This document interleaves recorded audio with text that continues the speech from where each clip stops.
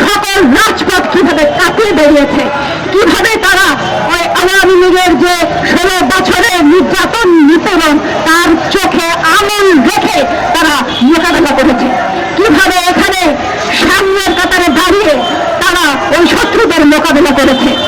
বন্ধুগণ, আপনারা জানেন ঢাকা বিশ্ববিদ্যালয়ে 14 জুলাই রাতে কিভাবে হল থেকে তালা ভেঙে আমরা বেরিয়েছিলাম এবং বেরিয়ে আমরা রাজুতে এসেছিলাম। রাজুতে এসে আমরা বলেছিলাম যে আমাদেরকে রাজাকার উপাধি যে দেওয়া হয়েছে আমরা সেটা মানি না।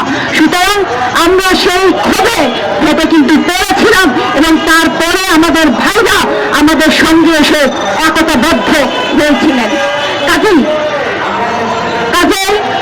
আমরা এটা মনে করে দিতে চাই, আজকে যারা নারীদেরকে দমন করতে চান, আজকে যারা নারীদেরকে নিপীড়ন করছেন, আজকে যারা নারীদেরকে বিভিন্ন রকম এই যে নসিহত করার চেষ্টা করছেন, বিভিন্ন রকম ফতোয়া দেওয়ার চেষ্টা করছেন, তারা একটু মনে করে দেখুন যে আপনারা তখন কোথায় ছিলেন।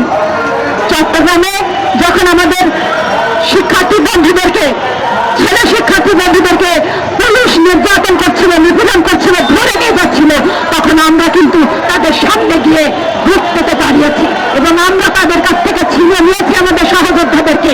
সুতরাং নারীদেরকে যদি আপনারা এই দমন পীড়ন নির্যাতনের মধ্য দিয়ে কক্ষিগত করে রাখতে চান তাহলে সেটা কখনোই সম্ভব হবে না।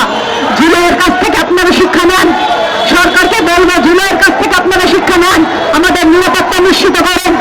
তা না হলে জুলাইয়ের রাজপথ যেভাবে আমরা কাটিয়েছি নারীরা, ঠিক একই রকম ভাবে এই যে রাষ্ট্রের যে ব্যবস্থা রয়েছে এই ব্যবস্থাকে আমরা কাটিয়ে দেবো।